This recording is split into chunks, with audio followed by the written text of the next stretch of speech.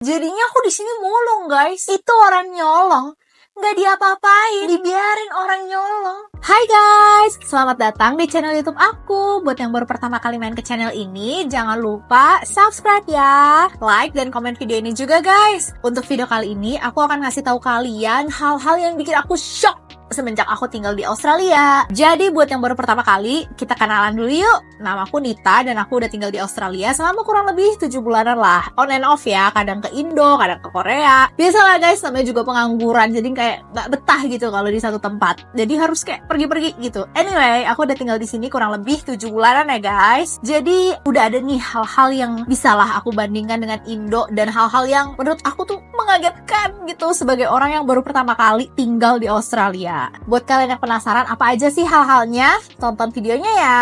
Oke, langsung masuk ke hal pertama. Aku ini tinggalnya di Melbourne guys. Dan di Melbourne itu anginnya kenceng banget. Jadi aku lumayan kaget ya, karena sering banget anginnya tuh super kenceng. Jadi kayak misalkan, biasalah ya guys, kalau orang Indo baru ke luar negeri itu kan main foto-foto gitu kan guys. Nah, tapi karena anginnya kenceng, jadi tuh susah banget guys foto-foto. Jadi rambutku kayak kesini, kesana, kesini. Cuman waktu itu kan aku kesininya pas musim winter ya. Jadi mungkin karena itulah anginnya kenceng banget. Kalau sekarang sih udah lumayan agak reda ya, karena sekarang lagi musim panas. Jadi anginnya nggak sekencang ketika winter waktu itu guys. Lanjut yang kedua, di sini tuh banyak orang gila.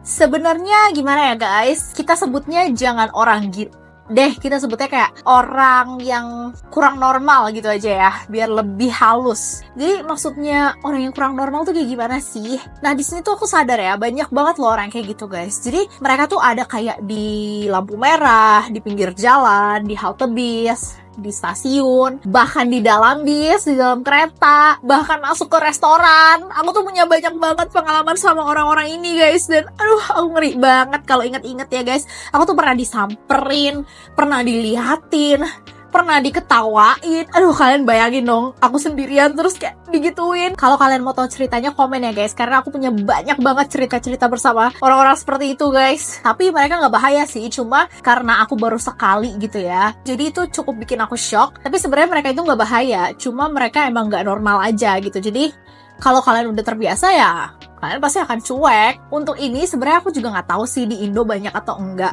Kayak orang nggak normal itu kan di seluruh dunia, di setiap negara itu pasti ada gitu kan. Cuma intensitas aku ketemu orang kayak gitu di Indo tuh hampir nggak pernah guys. Nah, entah karena di Indo sedikit orang yang kurang normal, atau aku di Indo di rumah terus kali ya guys. Jadinya aku nggak terlalu terpapar sama dunia luar gitu. Sedangkan di sini aku sering keluar rumah, jadi aku lebih terpapar dunia luar. Kalau menurut kalian gimana guys? Di Indo banyak nggak sih orang-orang yang kurang normal kayak gitu? Karena kalau di sini setidaknya di area tempat aku tinggal itu tuh banyak banget guys. Setiap hari pasti aku ketemu, tiap aku jalan pasti aku ketemu, macem-macem tipenya guys. Kalau kalian mau aku bahas lebih detail dan lebih lengkap, komen ya, nanti aku bikin videonya. Nomor 3, di sini orang kalau nyolong barang itu dibiarin guys. Aku udah 2 kali ini ngeliat orang mengambil barang secara gratis lalu keluar toko tanpa membayar. Tapi kayak pegawainya lihat, ini pegawainya lihat nih guys, tapi pegawainya nggak ngapa-ngapain.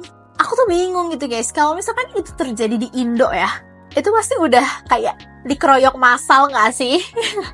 Atau udah kayak direkam sama orang-orang gitu, atau dikejar sama pegawainya. Tapi kalau di sini enggak guys. Dan setelah aku ngobrol-ngobrol gitu sama temanku, di sini tuh ada peraturan yang namanya no touch policy. Jadi selain pihak yang berwenang, kalian itu nggak berhak untuk menyentuh orang itu. Jadi kalian nggak boleh, nggak tahu ya nggak boleh atau apa ya. Jadi kayak no touch policy itu jadi tidak bisa menyentuh orang itu meskipun dia kayak mengambil barang secara gratis tanpa membayar. Aku juga bingung sih, kok gitu ya?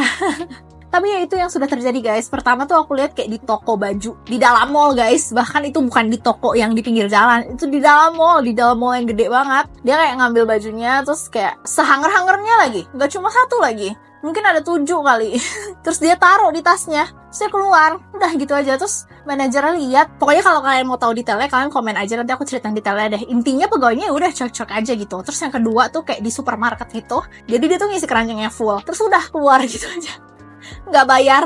Terus kayak pegawainya lihat, tapi ya udah gitu, nggak ngapa-ngapain. Nggak tahu ya, aku juga bingung guys. Oke, selanjutnya nomor 4, minum dari keran. Ini juga bikin aku kaget. Tapi aku nggak terlalu kaget sih. Aku udah tahu bahwa ada negara-negara yang emang orang-orangnya tuh minumnya dari keran gitu. Cuman yang bikin aku kaget tuh lebih ke rasanya gitu loh guys. Karena aku juga pernah minum dari keran yang di Singapura, bahkan di GBK aku pernah minum dari keran guys. Cuman aku kaget sama rasa air keran di sini karena kayak ada aftertaste-nya gitu loh guys. Kayak ada, kalian tau gak sih rasa-rasa besi stainless steel gitu yang kena air. Awalnya tuh aku susah banget untuk minum air dari keran itu. Aku sampai mending haus deh daripada minum gitu kan selama seminggu pertama di sini. Tapi lama-lama ya udahlah ya, udah kebiasa gitu. Apalagi di Indo aku tuh minum airnya harus yang pH tinggi gitu kan, yang pH 8, pH 9. Terus tiba-tiba kesini minum air keran yang ada rasa besinya, rasa stainless steelnya. Makanya aku lumayan cukup shock guys. Cuman aku sudah berdamai dengan itu dan sekarang aku udah suka rasa airnya. Aku udah bisa minum banyak meskipun sebenarnya aku minumnya dikit guys. Jangan diikutin ya.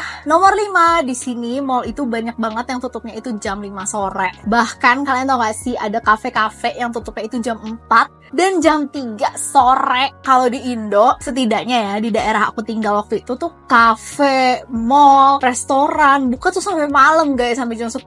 Bahkan kalau kafe-kafe atau restoran bisa sampai jam 11, sampai jam 12 ya kan. Itu tuh udah hal yang umum banget gitu loh di Indo atau di tempat sekitar aku tinggal gitu. Jadi kalau misalkan tengah malam lapar, itu tuh kayak gampang gitu, tinggal keluar rumah terus jalan ke restoran terdekat atau ke kafe terdekat gitu kan. Tapi kalau di sini mallnya aja itu tuh tutup jam 5 guys. Nggak semua sih guys, cuman mall-mall yang aku tahu dan yang sudah aku kunjungi itu tutupnya jam 5. Terus aku kan pernah kayak nongkrong-nongkrong gitu di kafe kan. Aku nggak nyadar kalau ternyata itu tuh udah jam 4. Udah jam 4 lewat 15-an lah. Nah, aku kan pesen minuman ya, terus kan minumnya ya aku hemat-hemat dong, karena kan pengen kita cicil nih minumnya, nggak langsung glek-glek-glek abis dalam 1 menit gitu kan. Jadi masih ada setengah tuh. Terus sekarang udah jam 4 lebih, jadinya gelasku tiba-tiba diambil sama pegawainya. Aku kan kaget dong. Hah, kenapa tiba-tiba diambil nih? Aku mikirnya tuh kayak, jangan-jangan aku kelamaan ya nongkrongnya di sini ya gitu kan. Tapi ternyata itu tuh karena mereka udah mau tutup. Mereka tutupnya jam 5. Jadi jam 4 lewat mereka udah kayak siap-siap beres-beres kayak gitu guys. Jadi kalau kalian mau nongkrong di mall di sini sampai jam 5 aja. Toiletnya kering, maksudnya kering itu kalau di Indo kita kan punya tradisi atau punya budaya cebok gitu kan ya. Kalau di sini nggak ada guys, nggak ada istilah cebok-cebokan, itu tidak ada. Jadi kalian harus berdamai dengan itu guys. Toiletnya kering, jadi kalau bersihinnya itu cuma pakai tisu aja. Sebenarnya dijual sih guys, kayak di sini tuh di online shop ada bidet, namanya bidet portable. Jadi kalian bisa bawa kemana-mana, terus kalian isi air. Kalau misalkan kalian mau bersihin pakai air gitu. Cuman kalau di toilet umumnya sendiri itu tidak ada air, jadi cuma tisu aja. Dan menurut aku ini plus minus sih guys. Minusnya kita udah tau lah sama-sama ya, minusnya kalau toilet kering itu kayak gimana gitu kan. Tapi plusnya apa? Menurut aku plusnya itu karena toiletnya kering, jadi toilet di sini tuh nggak becek guys. Jadi toiletnya di sini tuh bisa dibilang bersih karena ya nggak ada air, gimana mau becek, gimana mau lembab istilahnya gitu kan. Jadi ya plus minus sih menurut aku. Yang ketujuh, orang buang barang di rumahnya. Ini juga aku kaget soalnya pas aku baru pertama kali kesini, terus kayak aku keliling komplek, aku tuh lihat, lah kok banyak banget sih orang buang-buang barang di depan rumahnya gitu kan. Padahal menurut aku barangnya tuh lumayan bagus gitu lah, maksudnya masih bisa dipakai. Cuma ya mereka buang-buang aja, kayak ada piano, kasur, lemari, kipas, kereta dorong, pokoknya semua dibuang di depan rumahnya. Dan ya itu sebenarnya cukup membuat aku shock. Tapi at the same time, seru juga kali ya kalau misalkan orang-orang tuh mulung gitu, ngeliat-ngeliat, aduh ada barang bagus nih, diambilin aja kali ya. Karena aku sendiri juga pernah guys mulung. Sebenarnya bukan aku sih, tapi suami aku tuh pernah mulung oven gitu.